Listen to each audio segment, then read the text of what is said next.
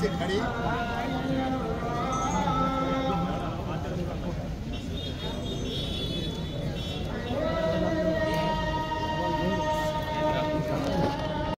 రెట్టింపు ఆశీర్వాదాలతో నింపునైనా అదేవిధంగా గౌరవనీయులైనా మినిస్టర్ గారిని అప్పుడైనా అంజాద్ బాషా గారిని కూడా దీవించినైనా మీ దాసుడు కూడా రెట్టింపు మెజారిటీతోటి నా ప్రభుత్వం గెలుచుటకు మీ కృపను దయచేనైనా రాష్ట్రంలో నా ప్రభుత్వం జగన్మోహన్ రెడ్డి గారు ప్రభుత్వం మాకు ఈ జిల్లాలో రాష్ట్రం అంతటా అన్ని జిల్లాల కన్నా ఈ జిల్లా చేయగలుగుతారల్లా ఇలా ప్రతి ఒక్క మనిషి మనసు మీ 2 ఏళ్లలో ఉండాలా మా ప్రభుత్వ సలహాలో మాకు చెప్పారల్లా మీరు ప్రతి మనిషిని అందరినీ మన వైపు చెప్పండి వల్ల వల్ల ఒక మన పరిపాలన అందదన్నది మంచి మెజార్టీతో పోయిన కార్యక్రమంగా వారికి నూరంతల విజయాన్ని దయచేసి వారి యొక్క రాజకీయ జీవితం ఇంకా నిండాలుగా ఆశీర్వదించబడునుగా ప్రార్థించము.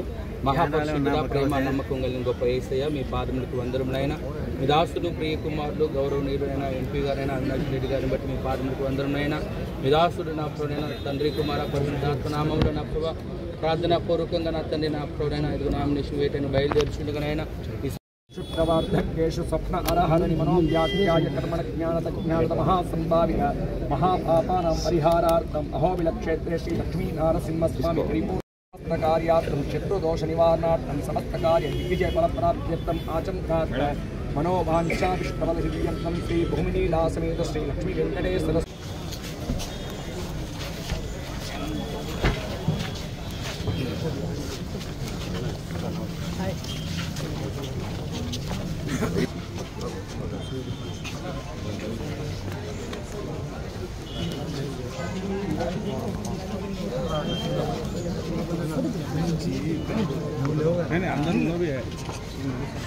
లోపల సార్ ఆయన కూడా విజయసాయి भवति शतायु पुरुषक्षतेन्द्रिय आयुष्येवेन्द्रिये प्रतिष्ठति राजकीयक्षेत्रे समस्त विजय फलप्राप्त्यर्थं श्री लक्ष्मी वेंकटेश्वर परिपूर्णतानुग्रह వైఎస్ఆర్ కాంగ్రెస్ పార్టీ ఎంపీ అభ్యర్థిగా ఇవాళ నామినేషన్ వేయడం జరిగింది. ఈ సందర్భంగా భగవంతుని ఆశీస్సులు మెండుగా ఉండాలి, గొప్పగా ఉండాలని చెప్పి కోరుకుంటున్నా. అదేవిధంగా జిల్లా ప్రజల ఆశీస్సులు, కార్యకర్తల వైఎస్ఆర్ కాంగ్రెస్ పార్టీ కార్యకర్తల ఆశీస్సులు మెండుగా గొప్పగా ఉండాలని చెప్పి మనస్ఫూర్తిగా కోరుకుంటున్నా. గడిచిన 5 ఏళ్లలో జగనన్న ప్రభుత్వంలో జిల్లాలో ఒకవైపు సంక్షేమ పథకాలు అమలు చేస్తూనే మరోవైపు జిల్లా అభివృద్ధి విషయంలో కూడా ఎక్కడా కుంటుపడకుండా జిల్లా అభివృద్ధిని కూడా ముందుకు తీసుకెళ్లే కార్యక్రమం చేశాం. ముఖ్యంగా జిల్లా అభివృద్ధి విషయంలో ఒకసారి మనం చూస్తే 2 సంవత్సరాలు మనకు కోవిడ్ వలన విలువైన సమయం పోయింది. మనకు మిగిలి ఉండింది 3 సంవత్సరాలే. 3 సంవత్సరాల్లో మనం చేయగలిగినంత మంచి కూడా చేశాము జగనన్న ప్రభుత్వంలో. ముఖ్యంగా పరిశ్రమల విషయానికి వస్తే సెంచరీ ప్లై పరిశ్రమ 2021లో జగన్మోహన్ రెడ్డి గారు డిసెంబర్ మాసంలో భూమి పూజ చేశారు. 2023లో దాదాపు ప్రారంభించారు కూడా. దాదాపు ఇప్పటికే 1200 మంది అక్కడ పనిచేస్తూ ఉన్నారు. 2000 కోట్ల రూపాయల పెట్టుబడి. అదేవిధంగా మరి కడప కొప్పర్తి ఇండస్ట్రియల్ కారిడార్లో కూడా ఇప్పటికే మరి ఈ ప్రభుత్వం జగనన్న ప్రభుత్వం వచ్చినాక అక్కడ ఆ లేఅవుట్ అంతా డెవలప్ చేయడము, అక్కడ పరిశ్రమలు తీసుకొని రావడము, ఇప్పటికి ఒక 3000 మంది పనిచేస్తూ ఉన్నారు. జగనన్న టార్గెట్ అక్కడ 1,00,000 మంది పనిచేసే విధంగా కారిడార్ను తీర్చిదిద్దాలని చెప్పి తప్పకుండా రాబోయే రోజుల్లో ఆయన ఆశించిన విధంగా ఆయన టార్గెట్ పెట్టుకున్న విధంగా 1,00,000 మంది ఉద్యోగులు అక్కడ పనిచేసే విధంగా కొప్పర్తి పరిశ్రమల కారిడార్ను కూడా ముందుకు తీసుకెళ్తాం. అదేవిధంగా ఆదిత్య బిర్లా, అపాచీ వంటి యూనిట్లు కావచ్చు. ఉక్కు పరిశ్రమకు సంబంధించి మరి జేఎస్డబ్ల్యూ వాళ్ళు ముందుకు రావడము, వారి భూమి పూజ జరగడము, టెక్నాలజీ సంబంధించిన ఎంఓఈ పూర్తి కావడము, ఇప్పుడిప్పుడే చిన్నగా పనులు మొదలవుతూ ఉన్నాయి. దాదాపు తొలి దశ పనులు 2026 ఉగాదికి పూర్తి చేసి మరి జిల్లా ప్రజలకు, జిల్లాలో నిరుద్యోగులకు మరి ఉద్యోగాలు ఇచ్చే పరిస్థితి అక్కడ వస్తుందని చెప్పి కూడా స్పష్టంగా చెప్పడం జరిగింది జిందాల్ స్టీల్స్ వాళ్ళు. మరి ఈ రకంగా పరిశ్రమలు కావచ్చు. అదేవిధంగా సాగునీటి రంగంలో ఒకసారి చూస్తే సాగునీరు మరి గతంలో గండికోటలో మనం 10-12 టీఎంసీలు పెట్టలేని పరిస్థితి.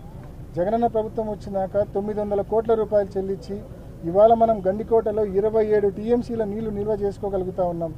దాదాపు 900 కోట్ల రూపాయలు దానికోసం వ్యయం చేయడం జరిగింది. సిబిఆర్లో గతంలో 2-3 టీఎంసీలు పెట్టేవాళ్ళం కాదు, ఇవాళ 10 టీఎంసీలు పెట్టగలుగుతా ఉన్నాం. దానికి R&R 4 గ్రామాలకు 250 కోట్ల రూపాయలు ఖర్చు చేసి ఇవాళ మనం 10 టీఎంసీల నీళ్ళు అక్కడ నిల్వ చేయగలుగుతా ఉన్నాం. ఈరోజు గండికోటలో మనం నీళ్లు నిల్వ చేశాం కాబట్టి ఈరోజు ఇంత గడ్డు పరిస్థితుల్లో కూడా మనము మరి పెన్నా ద్వారా మరి లింగంపల్లికి కావచ్చు, వాటర్ గండికి కావచ్చు, మనము వాటర్ తీసుకొని మనం ఈ ఎండాకాలంలో ఇంత తీవ్ర నీటి ఎద్దడిలో 18 మాసాల పాటు వర్షాలు లేకపోయినా కూడా మరి ఆ నీటి ద్వారా మనం ప్రజల దాహర్తి తీర్చగలిగే పరిస్థితుల్లో మనం ఉన్నాం. కాబట్టి ఈ రకంగా సాగునీటి పరంగా కూడా అనేక మంచి పనులు చేయడం జరిగింది, అనేక అభివృద్ధి కార్యక్రమాలు చేయడం జరిగింది. పరిశ్రమలతో పాటు ఇంకా కడప డెవలప్మెంట్ కావచ్చు. ముఖ్యంగా మీరు చూస్తే ఒకసారి రిమ్స్లో జగనన్న ప్రభుత్వం వచ్చిన తర్వాత super speciality block, cancer institute, psychiatric institute, అదేవిధంగా ఐ ఇన్స్టిట్యూట్స్, ఈ రకంగా ఎన్నో ఇన్స్టిట్యూట్స్ తీసుకొని రావడము, రోడ్ వైడనింగ్ కావచ్చు, అదేవిధంగా డ్రైన్స్ నిర్మాణం కావచ్చు, ఎన్నో మంచి పనులు మరి కడప నగరంలో కావచ్చు, ప్రతి నియోజకవర్గ కేంద్రంలో, జిల్లాలోని ప్రతి నియోజకవర్గ కేంద్రంలో కూడా పెద్ద ఎత్తున పనులు జరుగుతూ ఉన్నాయి. కాబట్టి గతంలో 2014 నుంచి 19 వరకు తెలుగుదేశం ప్రభుత్వంలో జిల్లాకు ₹1 రాష్ట్ర ప్రభుత్వం ఇచ్చింది లేదు. ఆ రోజు జిల్లాలో ఏదైనా చిన్న చిన్న పనులు జరిగినాయంటే ఆ 14th ఫైనాన్స్ నిధుల్లోనూ అట్లా జరిగిన పనులే తప్ప, జనరల్ గ్రాంట్లో జరిగిన పనులే తప్ప రాష్ట్ర ప్రభుత్వం నుంచి చిల్లి గవ్వ ఇచ్చిన పరిస్థితి లేదు. కేవలం 2019లో జగన్మోహన్ రెడ్డి గారు ముఖ్యమంత్రి అయిన తర్వాతనే ప్రతి నియోజకవర్గానికి కూడా 100 కోట్ల రూపాయల నిధులు ఇచ్చి రాష్ట్ర ప్రభుత్వం తరఫున మరి అభివృద్ధి చేయడం జరిగింది. కాబట్టి ప్రజలు జరిగిన మంచిని, కోవిడ్ ఉన్నప్పటికీ 2 సంవత్సరాలు నష్టపోయినప్పటికీ ఉన్న 3 సంవత్సరాల్లో జగన్మోహన్ రెడ్డి గారు ఏ రకంగా మరి నగరాన్ని కావచ్చు, జిల్లాలోని అన్ని నియోజకవర్గాలు కావచ్చు ఏ రకంగా డెవలప్ చేశారో, అభివృద్ధి చేశారో, ఒకవైపు సంక్షేమ పథకాలు అమలు చేస్తూనే ఏ రకంగా ఈ అభివృద్ధి చేశారో జిల్లా ప్రజలందరూ కూడా చూస్తూ ఉన్నారు. తప్పకుండా జగనన్న ప్రభుత్వానికి మా అందరికి కూడా ప్రజల ఆశీస్సులు ఉంటాయని చెప్పి ఉండాలని చెప్పి మనస్ఫూర్తిగా కోరుకుంటా ఉన్నా. లాస్ట్ 5 ఇయర్స్లో జిల్లాకు సంబంధించిన అనేక అంశాలు పార్లమెంట్లో ప్రస్తావించడం జరిగింది. ముఖ్యంగా ఉక్కు పరిశ్రమకు సంబంధించి, ప్రత్యేక హోదాకు సంబంధించి, అదేవిధంగా యురేనియం బాధిత గ్రామాలకు సంబంధించి, మరీ ముఖ్యంగా కృష్ణా వాటర్స్ డిస్ట్రిబ్యూషన్ రీఅలొకేషన్కి సంబంధించి, మరీ ముఖ్యంగా తెలంగాణ వాళ్ళు ఏదైతే అక్రమ ప్రాజెక్టులు కడుతున్నారో పాలమూరు రంగారెడ్డి ఎత్తిపోతల ప్రాజెక్టు, దానికి సంబంధించి దానికి వ్యతిరేకంగా మనం పార్లమెంట్లో మరి కేంద్ర ప్రభుత్వాన్ని ప్రశ్నించడం జరిగింది. అంతేకాకుండా మరి ముఖ్యంగా జిల్లాకు సంబంధించి ఎయిర్పోర్ట్ టెర్మినల్ దాదాపు 250 కోట్ల రూపాయల నిధులు తీసుకొచ్చి దాన్ని ఇటీవల భూమి పూజ చేశాం. రాబోయే 18 మాసాల్లో ఆ న్యూ ఎయిర్పోర్ట్ టెర్మినల్ పూర్తవుతుంది. మరి జగనన్న ప్రభుత్వం ద్వారా 75 కోట్ల రూపాయలు భూసేకరణ చేసి ఇచ్చాం. ఇవాళ మనం రన్వే ఎక్స్పాండ్ అయింది, పెద్ద ఫ్లైట్లు కూడా ల్యాండ్ అయ్యే పరిస్థితి ఉంది. నైట్ ల్యాండింగ్ ఫెసిలిటీ కల్పించాము కేంద్ర ప్రభుత్వంతో పరిశీలి చేసి. వీటితో పాటు ఎంతో కాలంగా నత్తనడకన మరి పని జరుగుతూ ఉన్న కడప బెంగళూరు లైన్ ఏదైతే ఉందో, రైల్వే లైన్ ఏదైతే ఉందో ఆ లైన్కి సంబంధించి కూడా నిజంగా 2014లో తెలుగుదేశం ప్రభుత్వం వచ్చిన వెంటనే, ఆ రోజు ఎన్డీఏ ప్రభుత్వం వచ్చింది 2014లో రాష్ట్రంలో. ఆ రోజు చంద్రబాబు నాయుడు గారు ముఖ్యమంత్రి అయిన తర్వాత ఆయన ప్రభుత్వము స్పష్టంగా కేంద్రానికి ఒక లేఖ రాసింది. రాష్ట్రం విడిపోయింది, ఈ ప్రాజెక్టు 50:50 నిష్పత్తితో ఈ ప్రాజెక్టు మంజూరైంది.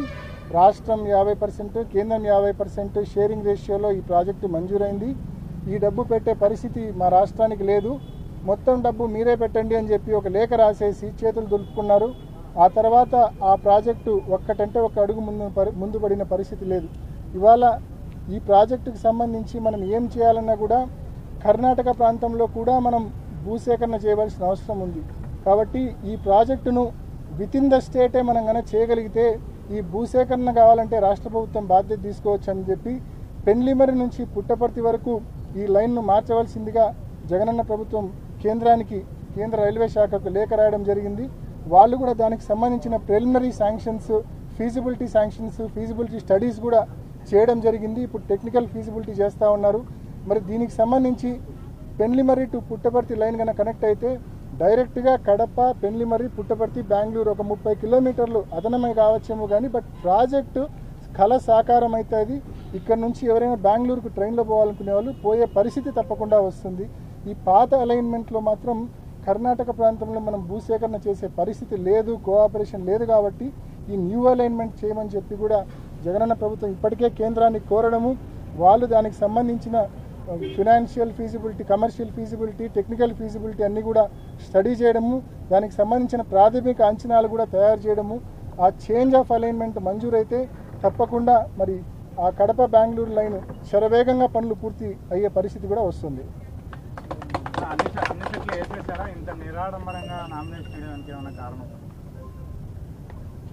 నిరాడంబరంగా ఉండడం నా నైజం.